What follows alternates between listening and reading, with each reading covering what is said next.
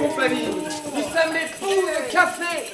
Non mais qu'est-ce que vous venez foutre ici, là? Nous savons l'attention toute particulière que portait Charles Sénac à votre établissement. Et nous allons célébrer un hommage funèbre. Plus fort que ça, recommencer.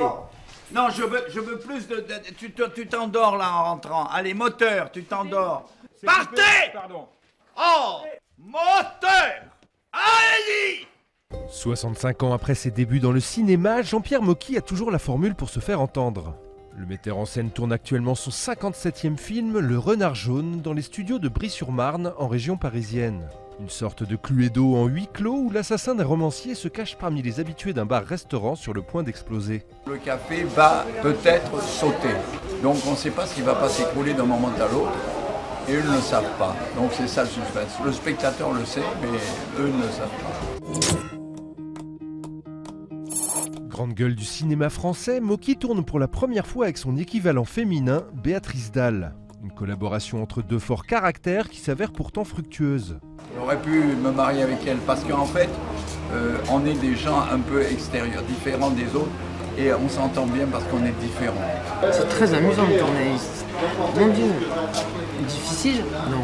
Même quand il crie sur certains trucs, ça va passer vite. Il a un tel sourire qu'on sait qu'il n'est pas du tout fâché. Béatrice Dalle n'est pas la seule star sur le plateau puisque pas moins de 10 vedettes se partagent l'affiche. Claude Brasseur, Michel Ronsdal, Dominique Lamanant, Béatrice Dalle, Frédéric Diffenthal, Antoine Duléry, Philippe Chevalier, etc. Il y en a beaucoup. Un casting de luxe pour un film tourné à l'économie avec 8 jours seulement de tournage, un record. Les acteurs aiment beaucoup tourner très vite, mais ils n'attendent pas 2 heures entre les plans ou 4 heures. Voyez. Alors je crois que c'est un avantage pour eux, et pour moi bien sûr, puisque le film coûte moins cher. C'est un homme incontournable du cinéma français, et la particularité de cet homme, c'est qu'il enlève le superflu. C'est très bien. Si tourner en une semaine a ses avantages, la moindre péripétie peut corser l'addition, comme ici des conditions météo inattendues pour la saison. Mais il en faut plus pour que le maître consente à étirer un emploi du temps déjà surchargé. Le problème, c'est que maintenant, ça coule à Mais l'intérieur. tu peux pas mettre un chiffon là? Allez, moteur, on s'en fout. Écoute, je vais le doubler, puis c'est tout, allez.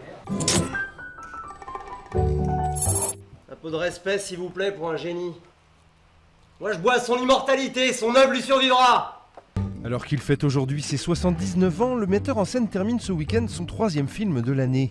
Une boulimie qu'il explique par son indépendance vis-à-vis de l'industrie du cinéma, contre laquelle il n'a cessé de lutter. Mais moi je suis libre, je suis un des derniers hommes libres, avec Godard et des gens comme ça. Et si vous voulez, quand on arrive à mon âge, et les gens croient qu'on est fini. Or, on n'est pas fini puisque M. René tourne toujours. M. Oliveira, qui est notre aîné, il a 103 ans, il tourne toujours. Donc, si vous voulez, on veut prouver que les seniors sont toujours capables de travailler. En guise de preuve, le réalisateur a déjà calé son prochain film, le 58e. Intitulé Le secret de l'étrangleur, il aura pour héros Benoît Poulvorde, Cadmerade et Alain Chabat. Je me compare à Modigliani parce que Modigliani faisait des tableaux qu'on ne lui achetait pas, mais il en faisait tout le temps. Et quand il est mort, il avait des dizaines de tableaux que personne n'a achetés. Et puis après, aujourd'hui, il valent 3 millions, Modigliani.